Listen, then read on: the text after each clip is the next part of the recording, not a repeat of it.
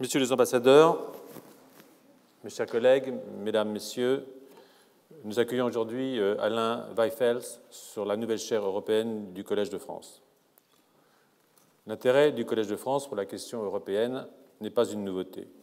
Umberto Eco, élu sur une chaire européenne, avait en 1992 prononcé une leçon inaugurale intitulée « La quête d'une langue parfaite dans l'histoire de la culture européenne ». Le Collège avait peu après élargi à une chaire européenne et internationale, occupée successivement par une trentaine de collègues du monde entier, dont des Européens. Plus récemment, nous avons ouvert une chaire internationale qui permet d'accueillir pendant 5 ans des professeurs en poste dans une institution étrangère et qui ne peuvent pas ou ne veulent pas, au moment où nous pensons à eux, franchir le pas de façon définitive.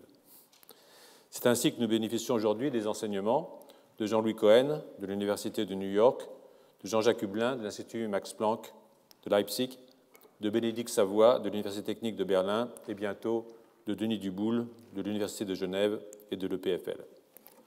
Cette action se poursuit aujourd'hui avec la chaire européenne de 3 ans, qui accueillera successivement 3 collègues européens, Alain Weifels et le premier d'entre eux. Je ne dévoilerai pas les noms de ceux qui lui succéderont. Cette politique illustre l'intérêt du Collège pour le monde, intérêt déjà marqué par les intitulés de nombre de chaires permanentes et par la nationalité de certains de nos professeurs permanents. Nul besoin d'être français pour enseigner en ces lieux.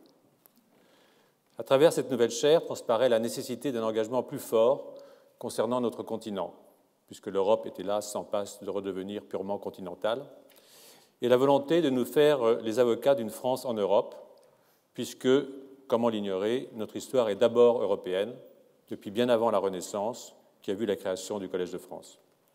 N'en déplaise aux démagogues et aux ignorants, tourner le dos à l'Europe, c'est tourner le dos à notre culture et à notre histoire.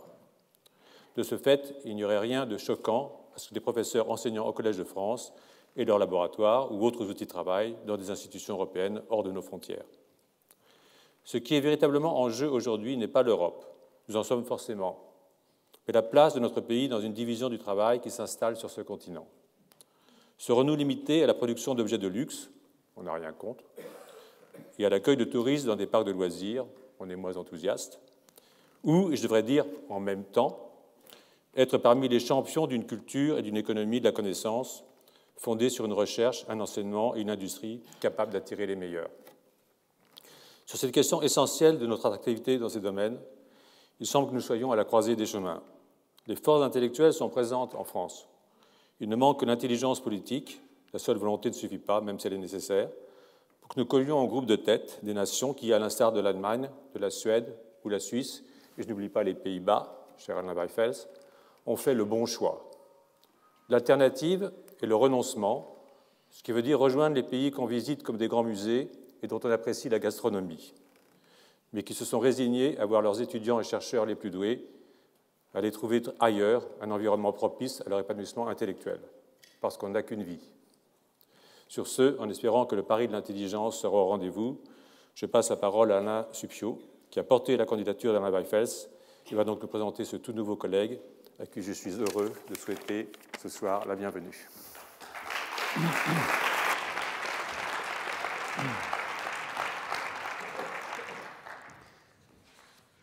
Pour le meilleur et pour le pire, l'Europe a occupé depuis un demi-millénaire une place singulière dans le monde.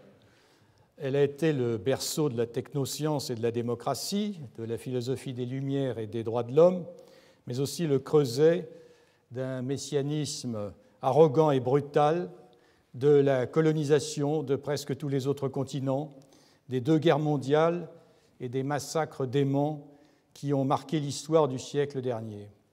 C'est sous toutes ces dimensions qu'il faut aujourd'hui la considérer, si l'on veut comprendre la dynamique de l'Union européenne, qui n'est qu'un produit récent et fragile de sa longue histoire. Pour saisir l'Europe, il faut donc faire un bond en arrière, ou plus exactement une plongée dans nos sous-sols institutionnels, car l'histoire du droit est plus stratigraphique que linéaire. Par temps de crise, lorsque se fissurent les couches les plus récentes de nos institutions, ce sont les précédentes qui ressurgissent, non pas comme des fantômes du passé, mais comme matériau disponible pour de nouvelles constructions. Et de fait, la construction européenne traverse aujourd'hui une période de ce genre. Ils sont apparus, depuis le début du millénaire, de très inquiétantes fissures qui conduisent même les plus prudents à parler de sa nécessaire refondation.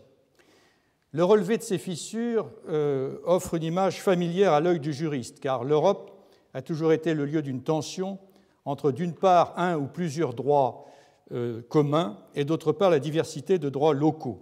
Et s'en tiendrait-on au temps présent qu'il n'y a pas une Europe, mais au moins trois, l'Union européenne et ses 28, bientôt 27 États membres, et son droit commun économique, le Conseil de l'Europe, ses 47 États membres et son droit commun des droits de l'homme, et enfin la mosaïque des droits nationaux, héritiers de la diversité des cultures juridiques qui tout à la fois ont exprimé et imprimé l'histoire de notre continent.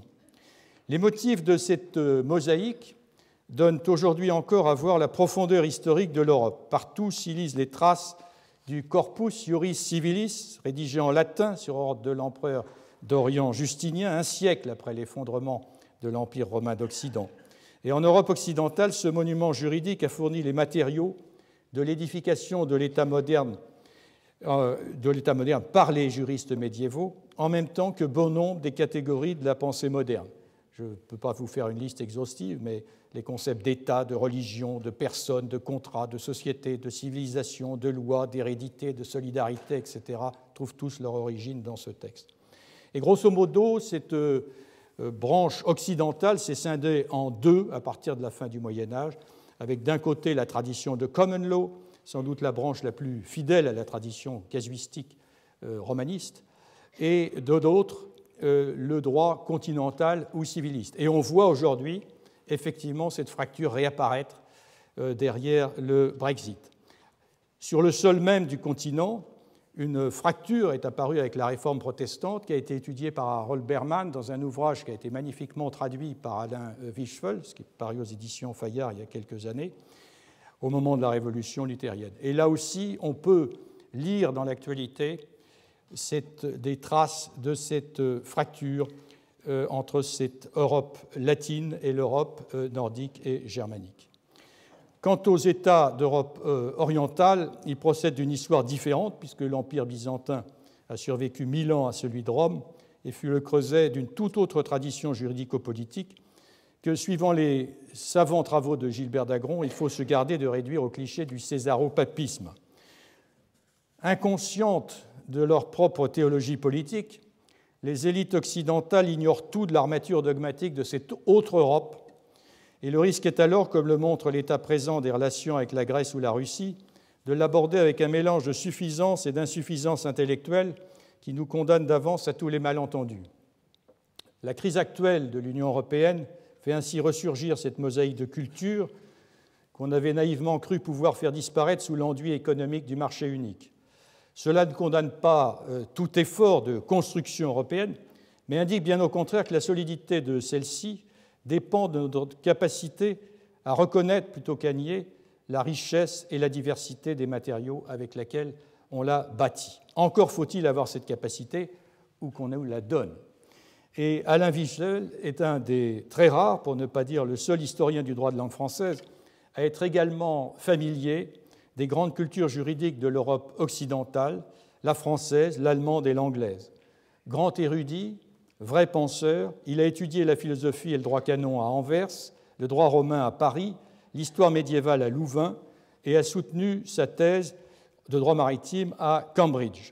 Sa curiosité intellectuelle est insatiable, en sorte que ses travaux se sont ensuite déployés dans des domaines aussi divers que le droit international public, puisque c'est un spécialiste de l'œuvre d'Alberico Gentili, de l'histoire médico-légale, de l'histoire des bibliothèques juridiques ou de l'histoire comparée des cours suprêmes en Europe. Mais ce sont ces recherches sur la théorie et la pratique du droit commun en Europe qui le qualifiaient tout particulièrement pour inaugurer notre chaire européenne. Il a en effet montré, dans quelques publications séminales, la complexité et la diversité des usages de cette référence au ius commune durant la période médiévale jusqu'à nos jours, et notamment il a étudié ce tournant méthodologique des XVIe, XVIIe, qui fit basculer la science du droit du mos italicum des glossateurs médiévaux à notre méthode moderne qui empruntait au fond au même schème de pensée que Linné à la même époque. Les travaux d'Alain Wishfeld ont aussi montré que le droit européen se trouve confronté à une question récurrente depuis la première réception du droit romain comme droit commun européen.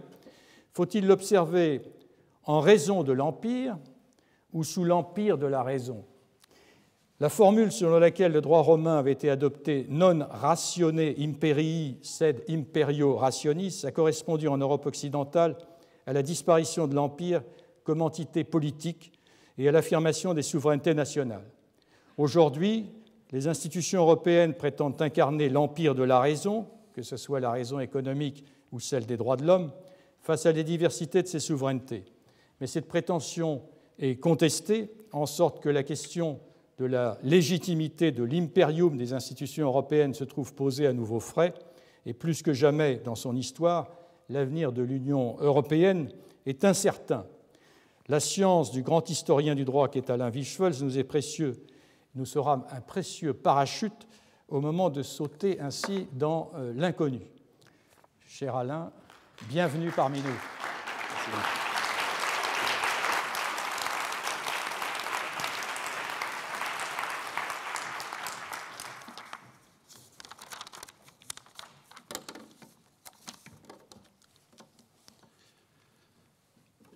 Monsieur l'administrateur, professeurs et collègues, compagnons de route de la recherche scientifique, mesdames, messieurs.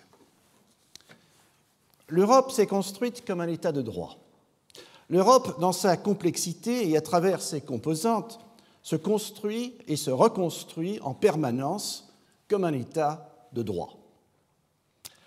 Voilà comment je souhaiterais terminer la leçon finale, dans quelques semaines, de cette chaire européenne consacrée au droit. Mais ce n'est pas avec des souhaits, des vœux, aussi pieux fussent-ils, que l'on échafaude une leçon inaugurale.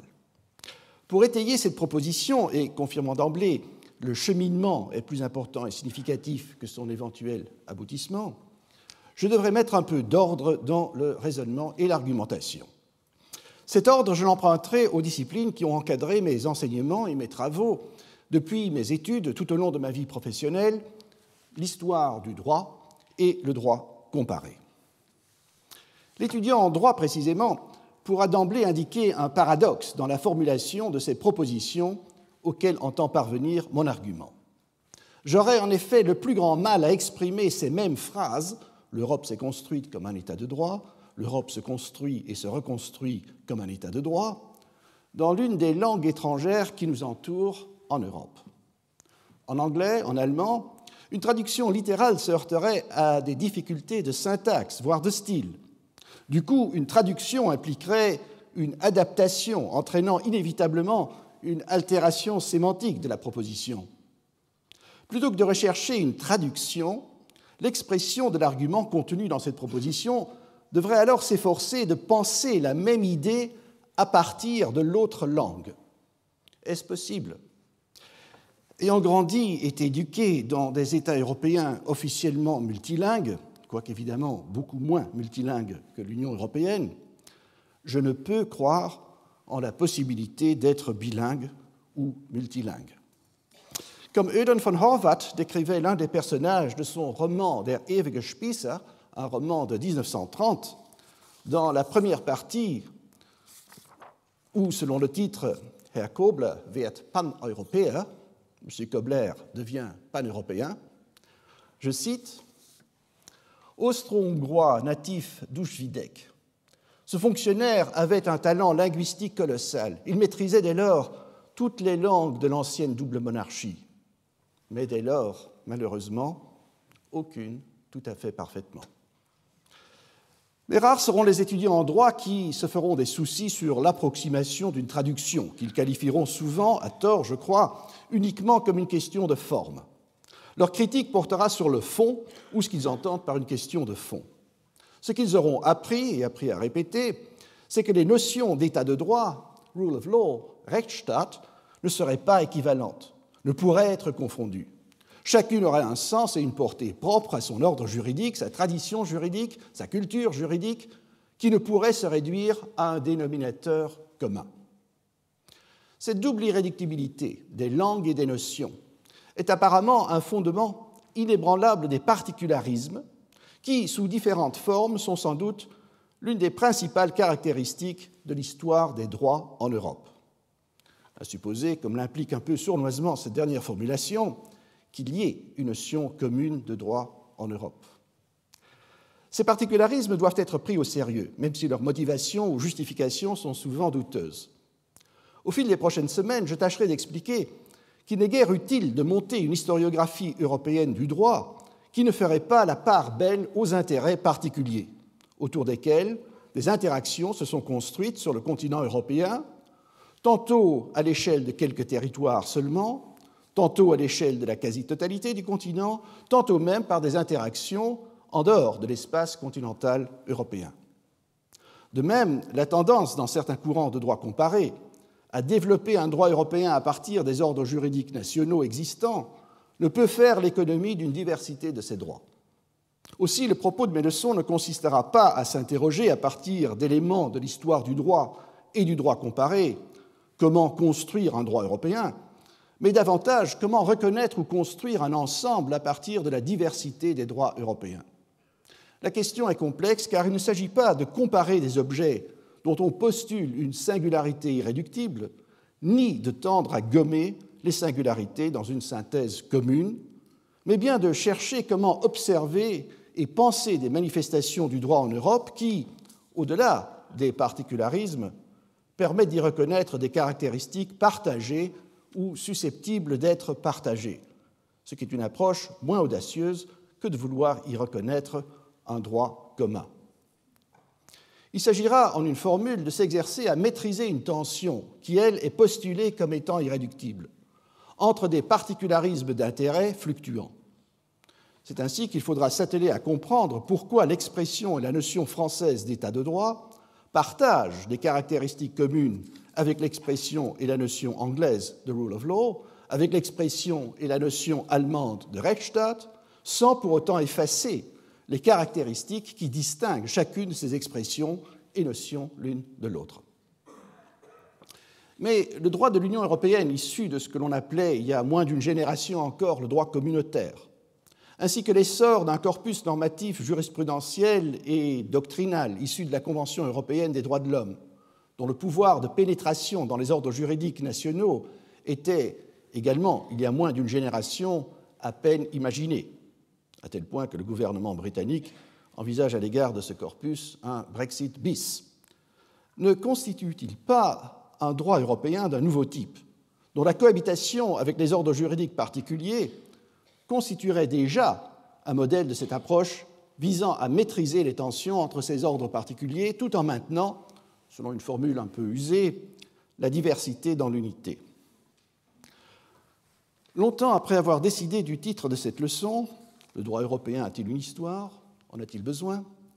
Je me suis rendu compte que j'avais sans doute inconsciemment soulevé une question sous-jacente issue de mes travaux et sans doute refoulée parce que je l'associe à ce que je considère comme l'un des principaux échecs de mon parcours de chercheur scientifique. Le genre d'échec qu'aucune réussite ne peut effacer, même pas ce très grand honneur d'être invité à donner un cycle de leçons au Collège de France. Lorsque j'étais tout jeune chercheur, ayant entamé pour la première fois une thèse de doctorat, ce qui constitue pour tout universitaire, toute proportion gardée bien sûr, à la fois l'Iliade et l'amorce de l'Odyssée de son périple intellectuel, j'avais obtenu un contrat très précaire à la faculté de droit de l'université d'Amsterdam. Le doyen, encore un jeune académique, m'avait très courtoisement invité à un entretien pour me souhaiter la bienvenue. Lors de cet entretien, il s'excusa, très aimablement et civilement du reste, de ne pouvoir prétendre avoir beaucoup d'intérêt pour le sujet de ma thèse, parce que, me dit-il, son propre domaine de spécialisation, nous étions tout au début des années 1980, et il avait été chargé d'enseigner le droit de l'environnement, était entièrement neuf et n'avait donc pas encore d'histoire. Cette remarque m'a immédiatement profondément touché, et jusqu'à ce jour, j'ai toujours essayé, mais en vain, d'où le constat d'échec, de dissiper auprès de mes étudiants et de mes collègues dans différentes universités, dans différents pays, ce qui me semblait une conception foncièrement erronée de ce qu'est le droit et son histoire. Sur le moment, je me disais, avec toute la présomption que peut entretenir un jeune doctorant, que la génération d'historiens du droit qui me précédait et qui comptait à l'époque aux Pays-Bas tant de scientifiques éminents avait failli de transmettre l'essentiel de ce que l'histoire du droit peut apporter. Ainsi, même notre doyen, pourtant un excellent juriste, ouvert à de nouvelles orientations du droit, ne concevait apparemment pas qu'une nouvelle discipline était nécessairement enracinée dans un cadre de pensée juridique préexistant et ainsi inévitablement historiquement déterminé. Un peu comme si un tel cadre de pensée était atemporel et partant non défini par son histoire. Or, le fait même que le droit de l'environnement fût reconnu comme une discipline, comportant tous les gadgets d'une discipline, une chaire, des instituts, des revues, des colloques propres à cette discipline, s'inscrit dans une logique d'agencer le droit qui ne s'est imposée qu'à peine il y a qu'un peu plus de 2 siècles, à partir de principes d'une systématisation inspirée par des modèles scientifiques très en vogue au XVIIIe siècle et qui, malgré ces incohérences grandissantes, demeurent provisoirement la base de l'enseignement des études en droit et de l'organisation de la recherche juridique. En somme, la réticence de reconnaître combien une discipline, même nouvelle, partage d'éléments avec les autres disciplines, même traditionnelles, est également une forme de particularisme faisant écho à la réticence de reconnaître combien un principe ou une notion établie dans un ordre juridique national, j'avais pris l'exemple de l'état de droit, peut partager des caractéristiques avec une notion établie dans un ordre juridique voisin. La notion de droit européen a elle aussi été en partie marquée par un tel esprit de particularisation. On a pu être surpris de certains symboles empruntés à l'âge des États-nations qui ont parfois été introduits, alors ici le terme de gadget est d'autant plus à sa place, sous prétexte de renforcer un sentiment européen. Drapeau européen, hymne européen, et certains juristes ne sont pas demeurés en reste. Comme pour les États-nations, beaucoup d'efforts ont été investis pendant des années pour doter l'Union européenne d'instruments juridiques davantage symboliques qu'efficaces ou indispensables d'une union. Projet de constitution écrite, projet de code civil européen. À nouveau, on y reconnaît des tracés de pensée par lesquels on a tenté de mettre ou de remettre la construction européenne sur les mêmes rails que les États-nations. À l'époque de la transition de l'usage de l'expression droit communautaire à celle de droit européen, ce droit était marqué d'un double particularisme. D'une part, celui d'un ordre juridique propre à une entité conçue comme quasi-étatique, d'autre part, celui d'un ensemble plus ou moins défini de matières. Ainsi, le droit des communautés européennes fut initialement conçu comme un échelon propre dans le cadre principalement d'un droit économique en formation, tandis que le droit de la Convention européenne des droits de l'homme était en quelque sorte une annexe du droit constitutionnel. Depuis lors, ce balisement est devenu largement obsolète.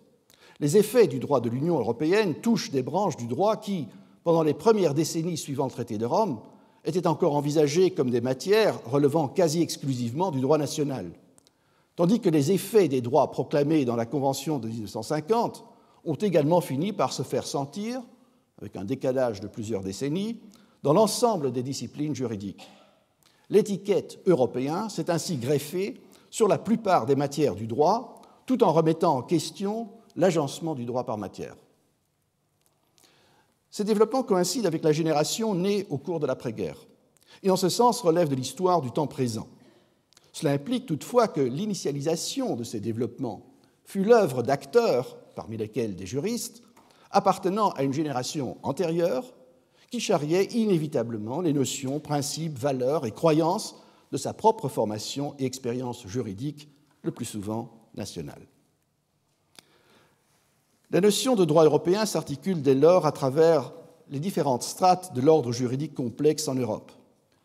Strates politiques des échelons décisionnels, mais aussi transversalement à travers la taxinomie branlante des disciplines dont la science juridique ne s'est pas encore émancipée. Ces enracinements politiques et intellectuels du droit européen rendent apparemment superflue la question principale de cette leçon. Le droit européen a-t-il une histoire ? À moins de renvoyer la question à celle « qu'est-ce qu'une histoire du droit ?» D'où la question apparemment subsidiaire, mais décisive, en a-t-il besoin ? Les acteurs politiques et juridiques qui produisent ce que l'on désigne de sources formelles du droit font rarement bon ménage avec l'histoire.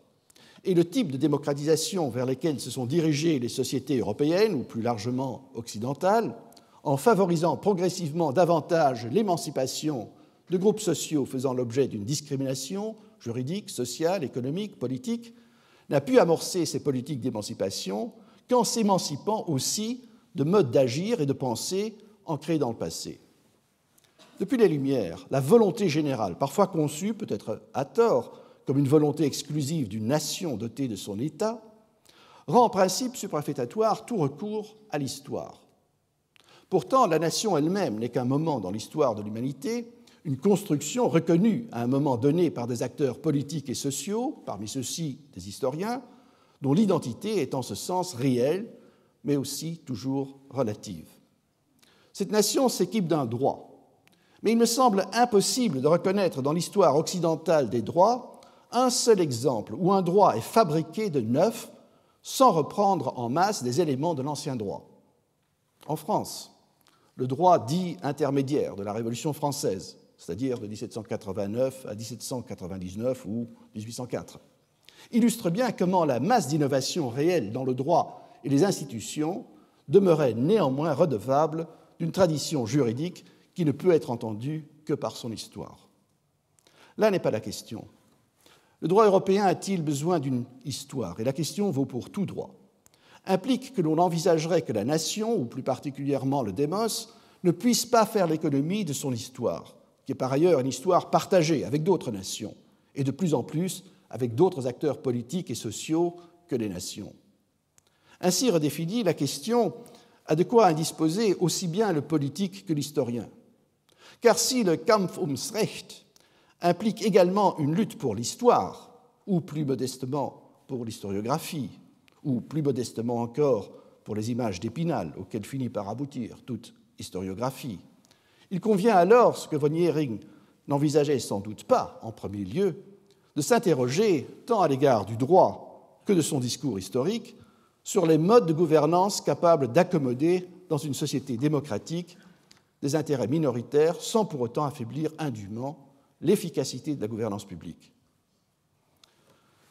Cette observation m'a conduit à un niveau d'abstraction fort éloigné de mes propres travaux sur le terrain. Pourtant, elle est fortement liée à l'idéal d'état de droit que j'ai d'emblée annoncé comme le cap général de ces leçons.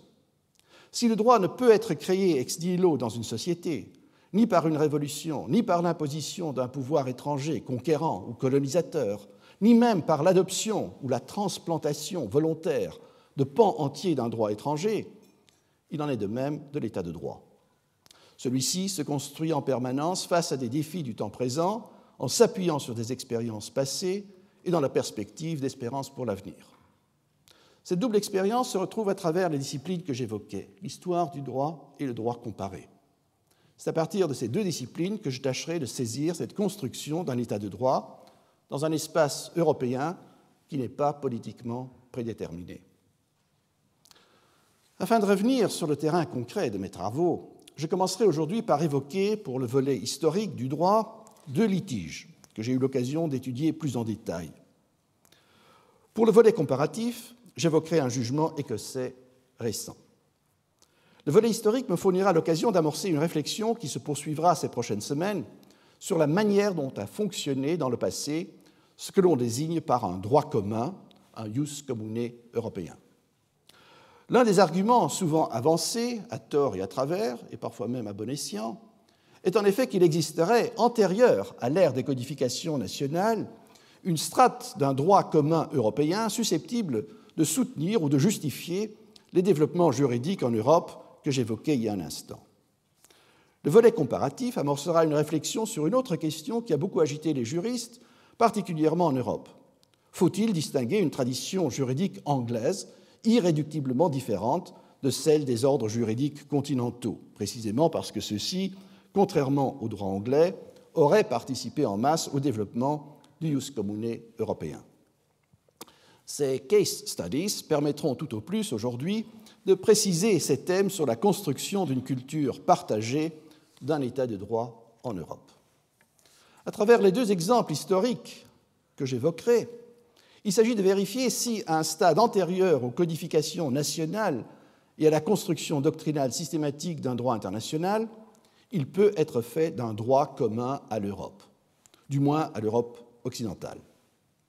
L'existence d'un tel jus commune européen a été propagée avec insistance par tout un courant historiographique, en particulier en parallèle au projet de construction européenne poursuivi au lendemain de la Seconde Guerre mondiale. En revanche, la portée, voire la réalité d'un tel jus commune a également été relativisée ou même contestée. Et comme il s'agit de situer cette question dans un large champ européen, ces deux dossiers balayeront l'un l'ère septentrionale et l'autre l'ère méridionale du continent européen. Le premier casus se situe en 1565. Une année auparavant, une flottille marchande hollandaise chargée de sel en provenance de France, je crains que dans ce dossier ce ne soit le seul point de rattachement à la France que je puisse mentionner, s'était rendue vers la Baltique. Parvenus dans le Zund, ils furent sommés de s'arrêter et contrôlés par les autorités danoises. À ce moment, le Danemark était impliqué dans la guerre nordique qui l'opposait à la Suède. Les marchands hollandais ne furent autorisés à poursuivre leur voyage vers la Baltique que moyennant une promesse formelle de ne pas livrer leurs marchandises aux ennemis de la couronne danoise. La flottille poursuivit sa route dans la Baltique, où elle fut bientôt interpellée par un bâtiment de guerre suédois qui contraignit les Hollandais de se rendre à Stockholm et à y vendre leur cargaison, spécialement le sel. Après l'escale à Stockholm, les Hollandais furent autorisés de quitter la Suède et un peu plus tard, on les retrouve à Danzig, où un agent intervenant pour la couronne danoise fit arrêter les navires hollandais et leur équipage, et une procédure fut entamée devant une juridiction locale. L'enjeu immédiat de cette procédure était la confiscation des biens hollandais sous prétexte de la violation de leur promesse de ne pas écouler leur cargaison auprès de l'ennemi. Une partie substantielle des documents qui nous informent sur cette cause est constituée d'un dossier politique qui semble avoir servi au gouvernement de la régente aux Pays-Bas.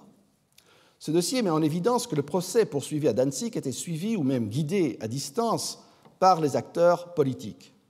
La régente, représentante du roi d'Espagne et liée à la politique des Habsbourg, partant de la maison impériale dans le Saint-Empire, et qui entendait sauvegarder les intérêts du commerce néerlandais neutre dans le conflit nordique.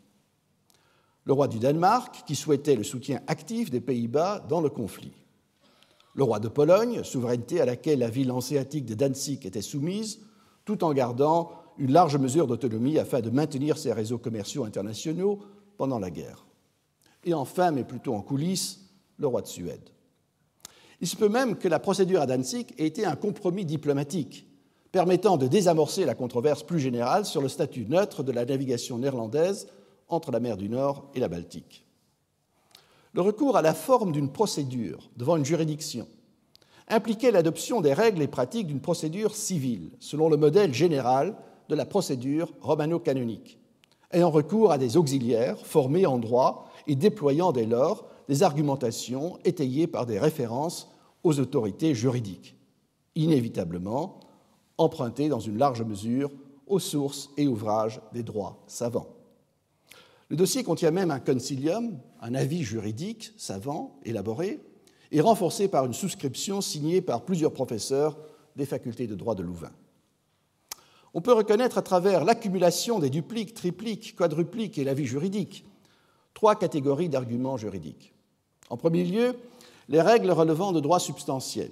Ainsi, dans ce cas, la question de la validité ou de la portée de la promesse faite par les Hollandais à l'égard des autorités danoises. D'une part, parce que cet engagement était, selon la thèse hollandaise, invalidé par l'exercice d'une contrainte et dès lors vicié par la crainte de ceux qui s'étaient engagés. En deuxième lieu, on retrouve toute une série d'arguments sur des questions dites de forme, en particulier des questions procédurales et de preuve. Ainsi, du côté danois, le procureur insista lourdement sur la connivence entre les Suédois et les Hollandais, lesquels n'auraient rien entrepris pour échapper à l'interception par le navire de guerre suédois, et se seraient en fait très facilement prêtés à ces sommations de se diriger vers la Suède. Dans un registre moins juridique, ou du moins peu savant, le procureur remarqua qu'ayant atteint la Baltique, la flottille hollandaise s'était conduite, je cite, comme ces jeunes filles à un bal de village qui épient et attendent les sifflets des garçons et ne demandent qu'à se laisser entraîner. Cette controverse sur la contrainte, comparable à une force majeure ou un acte du prince, exercée cette fois par les Suédois, ouvrait la voie à toute une panoplie de preuves dont l'administration fera l'objet d'un débat contradictoire, se prolongeant pendant des mois, et dont pratiquement chaque élément empruntera des arguments à l'inépuisable réserve des droits savants.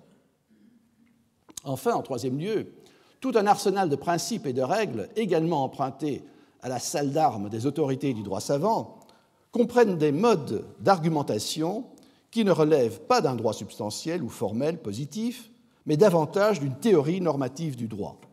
Les règles et principes d'interprétation que l'on retrouve en grande masse tant dans les textes de droit romain que dans la littérature juridique savante en sont l'un des exemples. Comme très souvent dans ce genre de cause, l'issue du procès ne présente guère d'intérêt juridique. Le procès à Danzig se termine d'ailleurs, semble-t-il, par une décision provisoire permettant aux Hollandais de repartir avec leurs navires, ce qui fut ensuite confirmé par le roi de Pologne.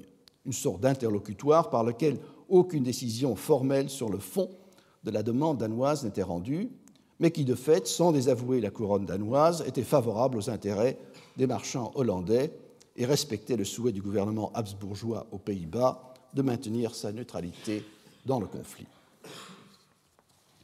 Le second cas que j'entends évoquer dans ce volet historique commença quelques décennies plus tard, en Méditerranée.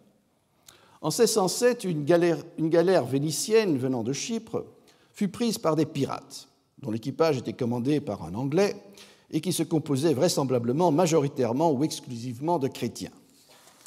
Pour écouler leur butin, ces pirates devaient se rendre sur la côte de Barbarie.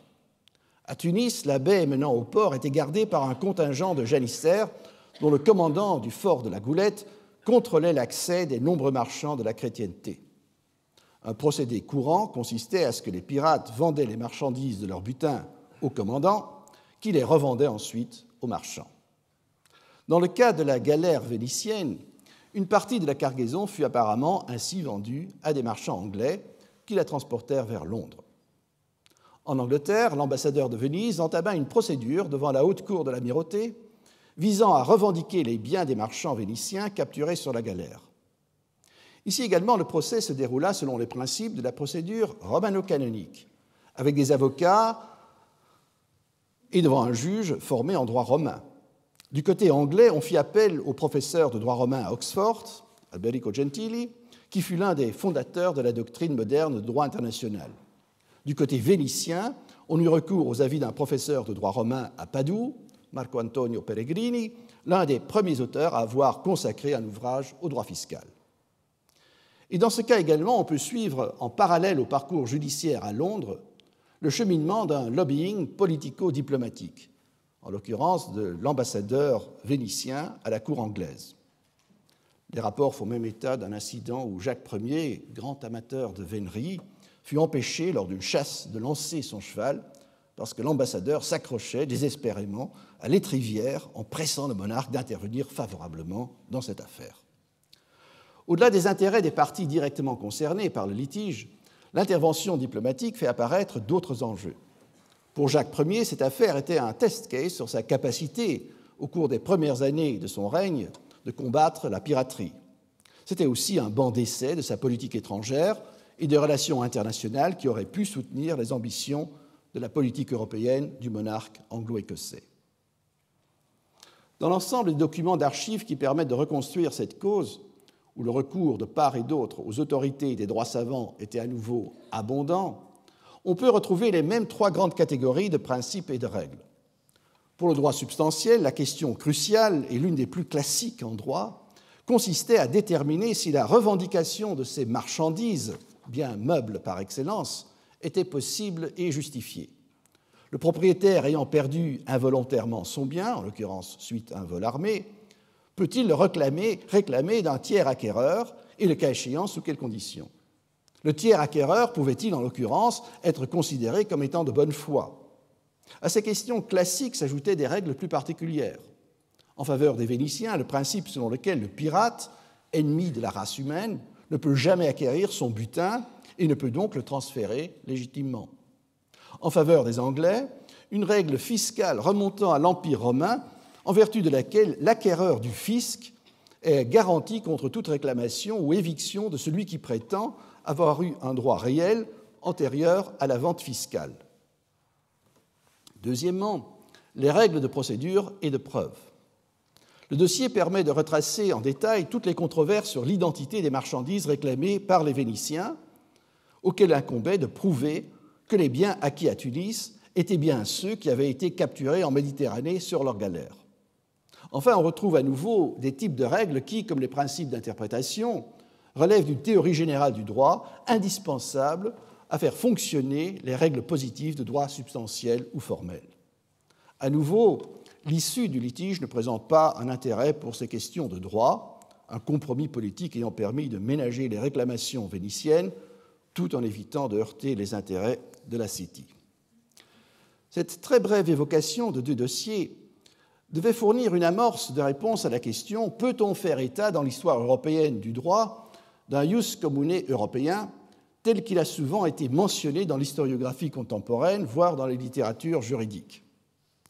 En considérant que de tels dossiers conservés dans diverses archives dispersées en Europe sont relativement nombreux, il semblerait assez futile de s'attarder plus longtemps sur cette question. Pourtant, je ne crois avoir apporté tout au plus qu'un commencement de preuve. En effet, on pourrait dire que j'ai triché.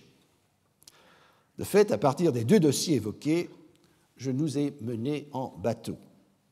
Dans ces deux cas, dans la Baltique et en Méditerranée, nous avons des marchands poursuivant leurs affaires aux confins même de conflits européens et extra-européens. Ces opérations comportaient leur part de risques, et un risque s'étant réalisé dans l'un et dans l'autre cas, nos marchands ont activé les leviers politiques auxquels ils avaient accès et ils se sont prêtés à une instrumentalisation des institutions judiciaires par les acteurs politiques et diplomatiques qui leur accordaient leur soutien. Parvenu à ce stade d'un calcul des pertes et profits, le recours à des conseils juridiques, procureurs, avocats, professeurs des facultés de droit, ne constituait finalement qu'un investissement mineur. Leurs plaidoiries et avis circonstanciés permettaient d'alimenter les procédures, lesquelles semblent avoir été avant tout des instruments de gestion de conflits plutôt que de résolution formelle de conflits.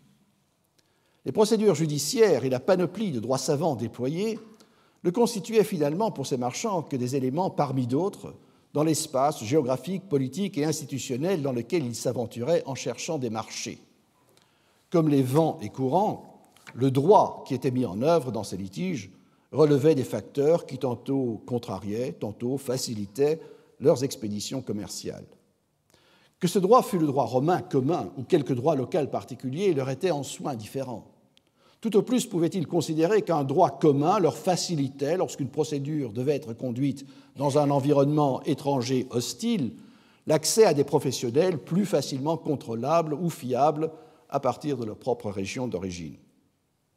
De plus, pour ces marchands internationaux, le droit devait avant tout faciliter et garantir la conduite d'opérations commerciales occasionnelles ou récurrentes à travers différents ordres politiques. Une attente du droit assez différente, par exemple, de celle des propriétaires fonciers pour lesquels le droit devait avant tout assurer la stabilité et la succession lignagère de leur patrimoine. La fluidité même des affaires dans les réseaux commerciaux internationaux en fait un vecteur propageant des procédures et des règles susceptibles d'être invoquées par des agents appartenant à des traditions juridiques différentes. C'est en ce sens que le droit des affaires a souvent été en Europe à l'avant-garde d'une diffusion transrégionale de pratiques juridiques largement partagées.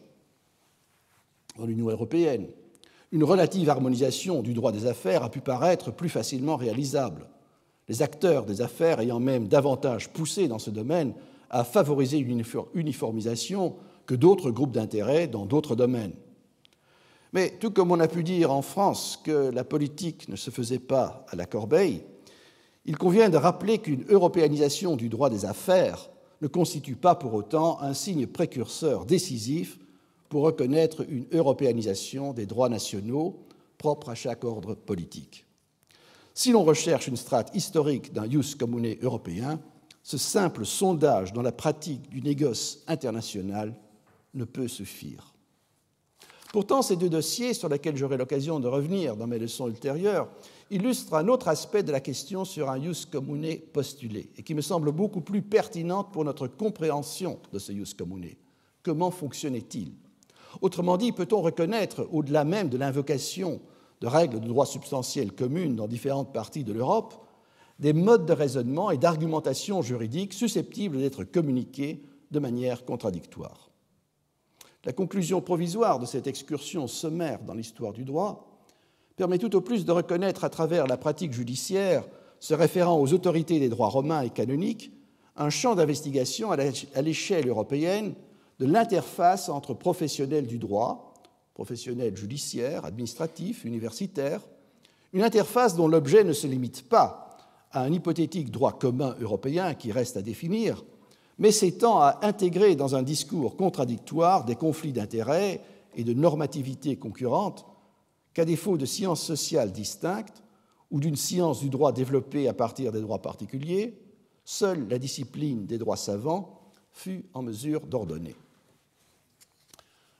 J'en viens maintenant à mon cas de droit contemporain en illustration du droit comparé. Le comparatiste canadien Patrick Glenn avait affirmé que les droits communs ne meurent pas.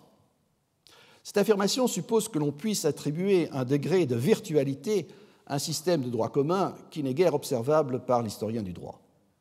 Sans doute, le droit romain a connu depuis les chutes des empires romains d'Occident et d'Orient de nombreuses réincarnations, mais il ne me semble pas que le rôle de droit commun qu'il a pu assumer autrefois ait survécu jusqu'au temps présent. Il me semble même que la dernière grande réincarnation du droit romain en Europe, la science des pandectes, n'a pu suffisamment se maintenir ou se développer au cours du XXe siècle pour pouvoir constituer un droit commun européen en ce début du XXIe siècle. Ne fût-ce que parce que le droit privé ne constitue plus le fondement d'un droit commun dans la théorie générale du droit, et aussi parce que les axiomes anthropologiques et sociaux du droit privé ont sans doute subi trop de transformations au cours des dernières décennies dans de nombreux pays européens. Enfin, l'accès aux textes de droit romain n'est pour la plupart des juristes occidentaux plus possible si ce n'est par le biais de traductions. Or, alors que dans le passé, l'usage généralisé du latin dans la science et doctrine du droit a permis d'absorber de nombreux principes et notions de droit particulier, une traduction en une langue moderne entraîne une particularisation des principes et notions de la lecture de ces mêmes textes. Hormis l'ensemble des corporats de textes que représentent le droit de l'Union européenne et le droit fondé sur la Convention des droits de l'homme, la discipline largement auxiliaire qu'est le droit comparé remplit désormais plusieurs fonctions traditionnelles d'un droit commun, tout en développant des méthodes nouvelles empruntées notamment à d'autres sciences humaines et sociales. Au-delà d'une conception relativement institutionnalisée du droit européen, le droit comparé est la discipline juridique par excellence qui a permis d'aborder la controverse, que l'on ne saurait réduire à une querelle de savants, sur la convergence ou la divergence entre la common law anglaise et les systèmes de droit dits romanistes. Afin de baliser sommairement cette question, un jugement écossais de 2013 offre une entrée en matière concrète, même si évidemment la question ne peut se réduire aux composants d'un seul litige. Le jugement rendu par Lord Stewart de la Court of Session écossaise dans l'affaire civile opposant le demandeur Richard Holdick à l'Agence régionale de la santé publique du Lothian portait sur des dommages-intérêts pour souffrance, dépression et perte de la faculté de procréer.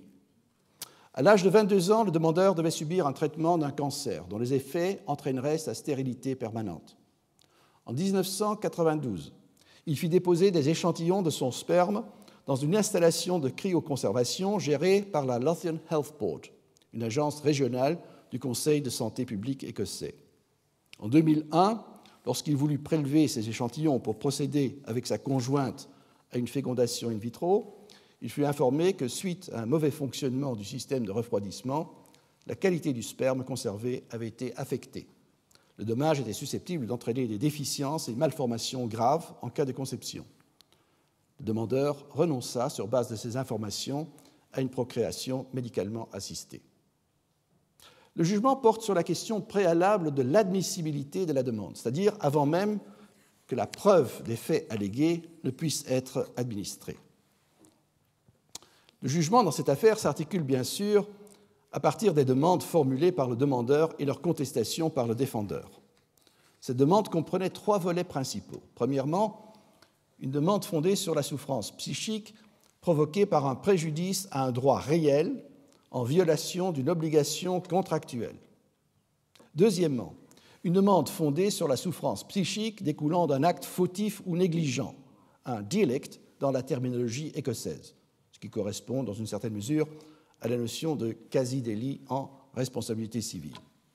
Enfin, troisièmement, une demande fondée sur le dommage affectant, à nouveau sur base d'une faute ou négligence, le sperme, qualifié ni comme un composant de la personne physique, ni comme l'objet d'un droit réel. Ainsi formulées succinctement, ces demandes soulèvent toute une série de questions qui touchent à quelques catégories fondamentales du droit privé. Les 3 volets trahissent déjà des qualifications distinctes du sperme en état de cryoconservation. Peut-il être considéré comme faisant partie de la personne, en l'occurrence du demandeur? Peut-il être considéré comme faisant l'objet d'une chose, comme peut l'entendre le droit des biens? Ou faut-il, dans ce cas, dépasser la distinction traditionnelle du droit entre persona et res et aboutir, selon la formule qui exprime par excellence l'aporie des juristes, lorsqu'un phénomène échappe à leur catégorisation, à une classification sui generis.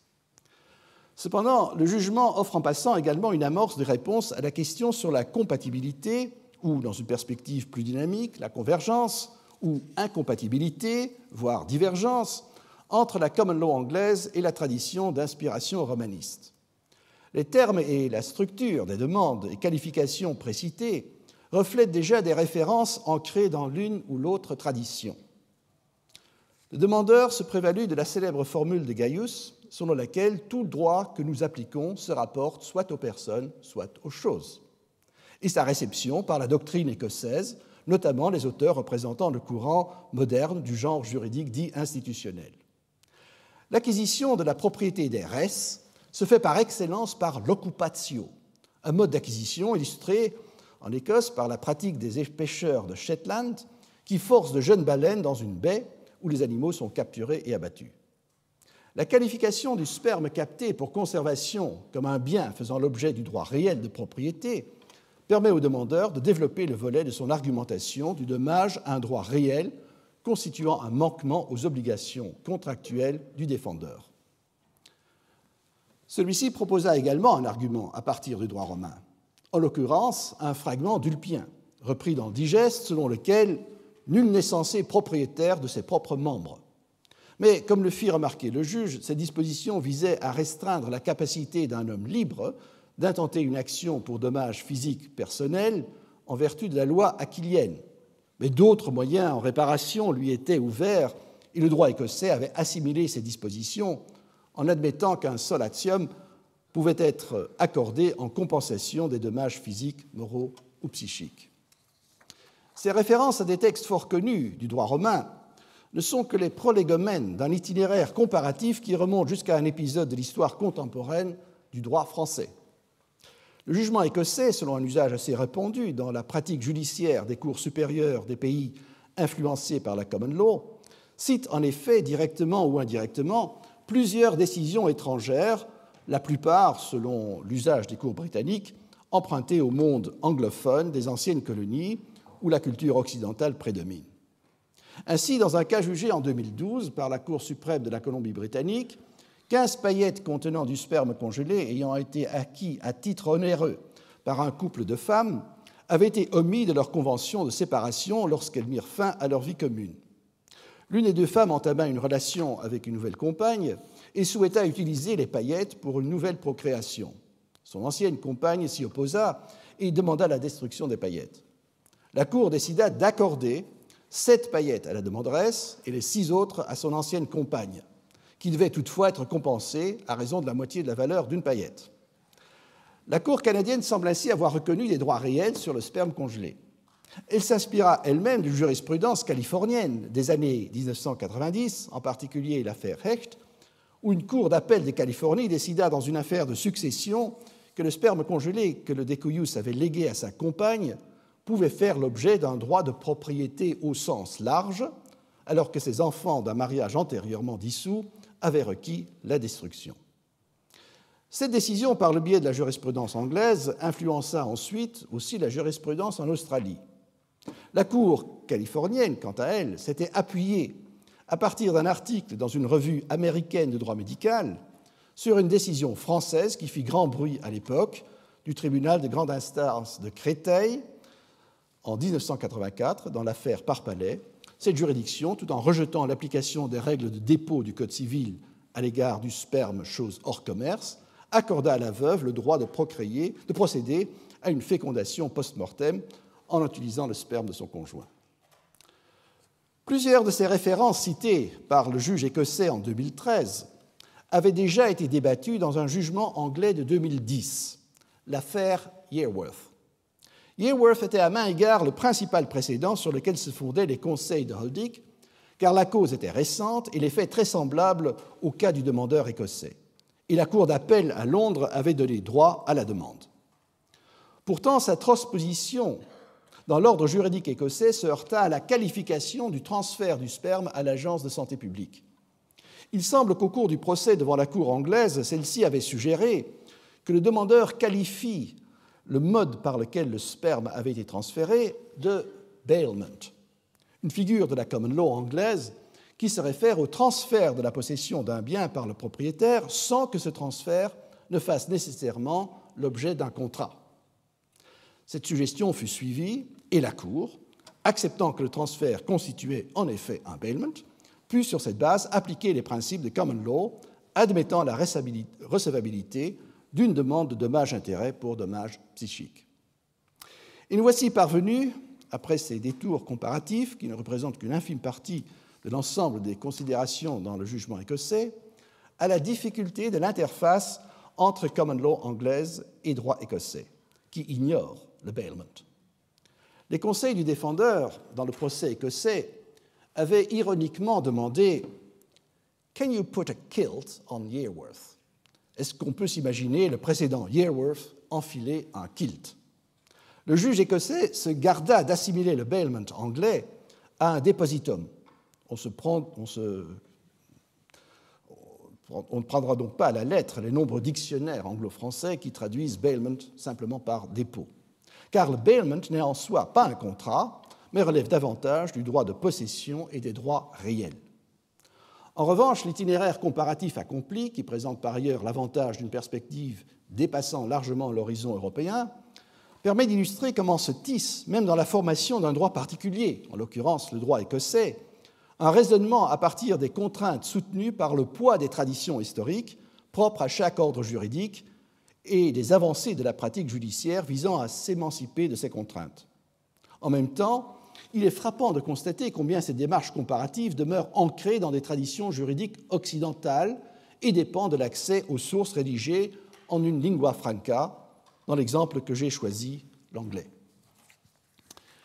L'exemple choisi permet aussi d'apprécier, dans un cadre de référence des catégories juridiques traditionnelles, un degré appréciable de comparabilité entre la tradition de la common law et une tradition d'inspiration romaniste. Au-delà de ces catégories générales, la technicité des règles tend à renforcer les acquis des droits particuliers. L'exemple du bailment, cette figure de droit anglais que l'on ne pourrait décemment vêtir d'un kilt écossais, semble indiquer une telle faille où l'interface entre traditions juridiques s'interrompt. Malgré tout, dans cet exemple du jugement Holding, j'ai évidemment également un peu triché. En choisissant un jugement d'une juridiction d'un système que certains comparatistes qualifient de mixte, c'est-à-dire combinant les traditions de common law et de mouture romaniste, le dialogue entre ces traditions était un sujet imposé et les acteurs judiciaires y sont rompus à l'exercice. D'une manière générale, dans les juridictions nationales en Europe, une telle démarche demeure très restreinte, certainement lorsqu'elle requiert d'enjamber les traditions continentales et la tradition anglaise. Le dialogue est davantage poursuivi au sein de quelques niches juridictionnelles. La Cour européenne de justice, avec son service Direction de la recherche et documentation, en est un exemple privilégié. De quelques groupes de travail œuvrant pour une harmonisation ou uniformisation du droit en Europe et surtout de la doctrine. En conclusion de cette ouverture, dans laquelle j'ai évoqué quelques thèmes qui seront repris ces prochaines semaines, vous pouvez légitimement prétendre à des réponses, fussent-elles provisoires et partielles, aux deux questions formulées dans le titre de cette leçon inaugurale. Le droit européen a-t-il une histoire? Réponse en deux temps. Premièrement, si l'on considère l'histoire du temps présent, qui coïncide en l'occurrence avec la période ayant débuté au lendemain de la Seconde Guerre mondiale, avec la Convention européenne des droits de l'homme et les traités ayant créé les communautés européennes. Ces actes ont été fondamentaux pour la création et le développement de nouveaux ordres juridiques, dans un contexte historique qui semble marquer une césure dans la culture occidentale européenne. En outre, ces ordres juridiques ont progressivement envahi l'ensemble des matières dans les ordres juridiques nationaux. Il est trop tôt pour apprécier dans quelle mesure ce mouvement se consolidera ou non, mais d'ores et déjà, il est possible d'avancer qu'à aucune autre époque, des droits particuliers qui, sous différentes formes, ont toujours constitué le socle de la tradition juridique en Europe, n'ont été exposés aussi fortement et rapidement à une coordination d'une telle envergure. Malgré tout, cette européanisation des droits particuliers demeure redevable de l'élan politique qui a porté la construction européenne. Pour reprendre l'ancienne formule appliquée à la diffusion du droit romain en Europe sous l'Ancien Régime, et à laquelle Alain Supiot faisait référence dans son introduction, quoique de nombreux juristes prétendront que cette européanisation juridique corresponde à un impératif rationnel, imperio rationis, cette européanisation demeure fragile et redevable d'une autorité politique efficace et ne s'impose donc toujours que ratione imperi. Le droit européen a-t-il une histoire? En un second temps, celui de la très longue durée d'une civilisation qui devient pleinement reconnaissable au cours des premiers siècles du second millénaire de l'ère chrétienne. C'est cette civilisation occidentale qui s'est construite politiquement autour d'un état de droit. Le modèle de gouvernance publique à cette époque s'est articulé autour du binôme qualifié de police et justice, dont le droit est l'axe central et le trait d'union. Cette gouvernance a embrassé la complexité des pouvoirs particularistes concurrents à différents échelons politiques. Pour ce faire, elle s'est forgée un mode de fonctionnement à partir de textes de droit romain. C'est ce mode de fonctionnement qui a subi des transformations profondes au fil des siècles que l'on désigne par ius commune. Ces transformations du ius commune comme système permettant de coordonner la gouvernance complexe des particularismes constituent la tradition européenne de l'état de droit. Il était sans doute facilement prévisible qu'un historien du droit allait répondre affirmativement à la question « Le droit européen a-t-il une histoire ?» Mais pour autant, en a-t-il besoin? Si la question signifie les différents acteurs qui produisent les droits européens de nos jours doivent-ils, pour que leurs droits relèvent de la bonne gouvernance, connaître cette histoire, mieux vaut l'ignorer, tout comme la grande majorité des juristes ne se soucient guère de l'histoire de leur discipline, tout en pouvant être des juristes efficaces, du moins performants. En revanche, si la question signifie les acteurs qui produisent les droits européens peuvent-ils faire l'économie des structures, principes et notions juridiques du passé, dont l'ordre juridique européen, dans sa complexité d'échelons de gouvernance, est issu, il devient difficile de concevoir une tabula rasa juridique tout en maintenant un état de droit. En outre, comme je l'indiquais dans l'introduction de cette leçon, il ne semble pas y avoir de précédent historique et il semblerait même conceptuellement impossible de créer un ordre juridique qui ne serait pas tributaire d'un droit antérieur. Ainsi, tout droit a besoin de son histoire, en ce sens que tout droit a nécessairement une histoire qui peut être une préhistoire ou, comme le démontrent les recours au droit comparé, l'histoire plus ou moins partagée d'un autre droit. Cependant, cela ne signifie pas que le droit ne puisse être sapé et finalement remplacé par d'autres normativités. Et c'est en ce sens que l'état de droit n'est jamais un acquis et qu'il peut lui aussi disparaître. Le droit européen a-t-il donc besoin d'une histoire? Si j'entends maintenir le cap vers la conclusion de ma leçon de clôture, l'Europe s'est construite comme un état de droit, je ne peux répondre à cette seconde question également que par l'affirmative. Monsieur l'administrateur, chers collègues, mesdames, messieurs, au Collège de France, professeurs, chercheurs, publics venant assister aux enseignements et rencontres, nous devons beaucoup à Guillaume Budet.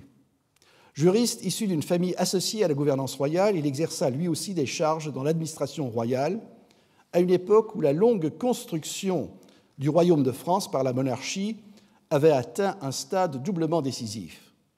D'une part, par l'étendue de l'unification politique du territoire du royaume, l'union de la Bretagne, qui coïncide presque avec la fondation du collège, est à cet égard emblématique.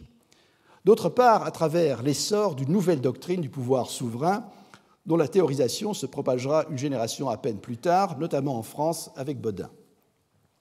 L'humanisme juridique, auquel en France est rattaché Budet, entendait, au-delà de sa critique des méthodes médiévales, recréer à partir des textes romains purifiés un nouveau modèle de gouvernance publique au service de la construction de la France. Un nouveau modèle de gouvernance publique s'imposait aux contemporains de Budet, d'autant plus que la construction de la France, dont ils étaient témoins, n'était pas plus inéluctable que ne l'est de nos jours la construction européenne. De telles constructions ne se font pas exclusivement par le droit, mais ne se font pas non plus sans le droit, qui reste ce trait d'union indispensable entre ce double idéal d'efficacité et de justice que toute action politique doit poursuivre. Il me reste à terminer cette leçon inaugurale en remerciant le Collège de France de m'avoir nommé à cette chaire annuelle, en espérant que mes interventions permettront de contribuer à un débat qui mettra en valeur les vertus de la construction européenne, tant pour l'Union que pour ses membres. À titre personnel, je tiens à remercier Mireille Delmas-Marty et Alain Supiot, qui m'ont généreusement accueilli et invité à participer à leurs initiatives scientifiques et projets, même si mes propres travaux n'apportent guère d'expertise directe aux grands thèmes actuels de droit et de justice dont ils font valoir les enjeux pour nos sociétés nationales, transnationales et mondiales. J'espère évidemment que cette chaire permettra d'offrir une vitrine à l'histoire du droit et au droit comparé. Pas tellement envers les collègues de ces disciplines. Nous disposons dans ces domaines déjà de suffisamment de points de rencontre et d'échange. Non seulement même envers les juristes, qui ont plus facilement accès, s'ils s'y intéressent, à la production scientifique de ces disciplines, mais avant tout, et c'est le grand mérite du Collège de France, à terme envers le plus large public que possible d'honnêtes citoyens. Je vous remercie.